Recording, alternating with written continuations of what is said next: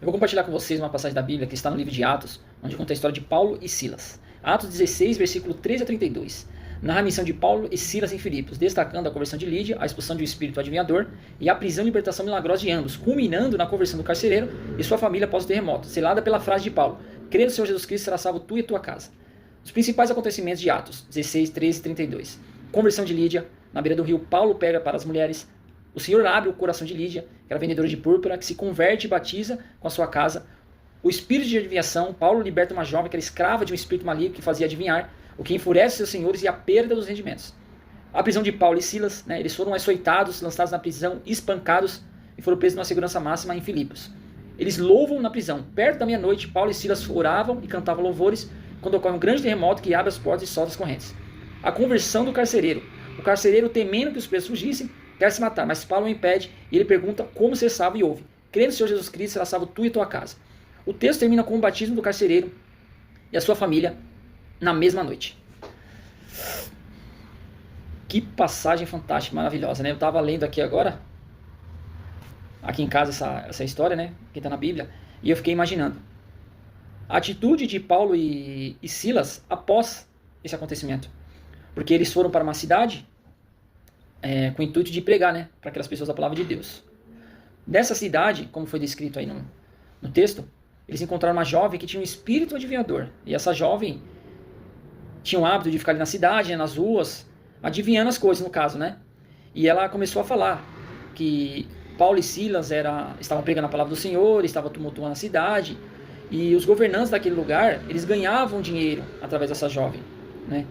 E essa jovem começou a perseguir Paulo e Silas, né? Falando a respeito do que eles estavam fazendo. Paulo, chegou um momento em que ele pegou e repreendeu essa jovem e expulsou o espírito maligno que a fazia adivinhar. Consequentemente, o rendimento e o lucro que aqueles senhores daquela cidade, os governantes, tinham com essa jovem, ele se perdeu. E essas pessoas, né, esses governantes, vamos dizer políticos ou religiosos da época, esse lucro que eles perderam, através da expulsão desse espírito maligno dessa jovem, eles ficaram enfurecidos com Paulo e com Silas por conta daquilo que eles fizeram. O que foi que eles fez? Jogaram Paulo e Silas na prisão. Espancaram eles, açoitaram e lançaram eles na prisão. Agora, o que aconteceu a partir daí é tremendo, porque mesmo diante dessa situação, depois de ter sido espancados, maltratados, açoitados, jogados num calabouço ali, numa prisão, tendo os seus pés amarrados a um tronco, o que eles fizeram? Qual foi a atitude deles? Continuaram cantando e orando, louvando a Deus. Aí eu fiquei imaginando aqui, será que hoje em dia existem pessoas com esse nível de fidelidade, fé e temor de Deus, de passar por uma situação difícil e mesmo assim manter sua fé, sua conduta, sua reputação, o seu temor de Deus no coração? Pelo contrário, o que a gente vê hoje em dia, as pessoas querem servir a Deus de qualquer jeito, não tendo a capacidade de renunciar um simples mau hábito ou um pecado que possa ser destrutivo para essa pessoa. A gente tem muito a aprender com os apóstolos, os discípulos de Cristo.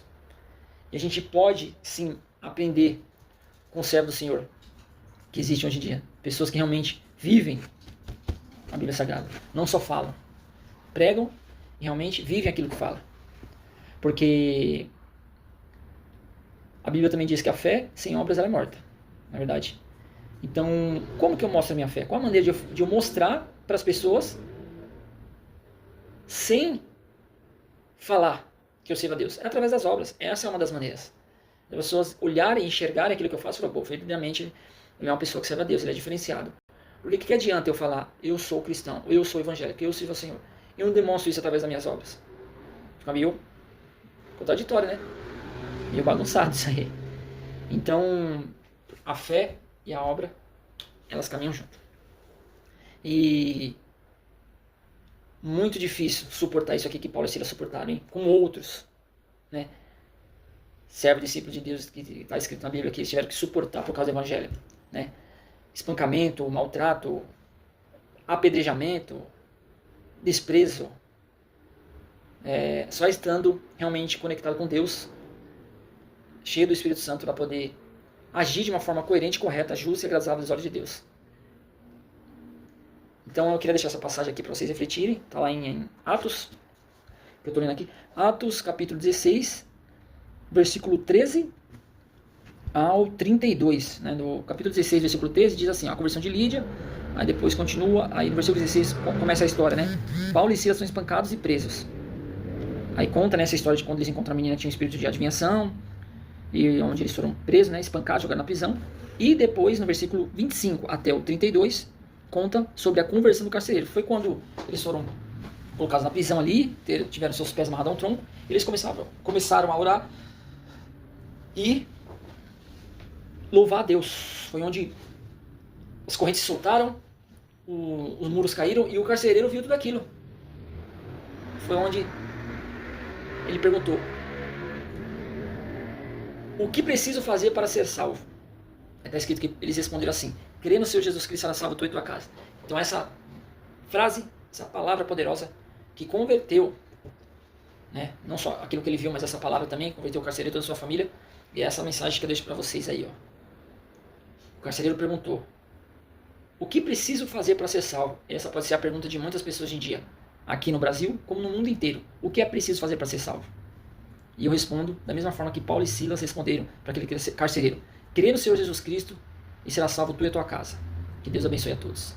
Amém.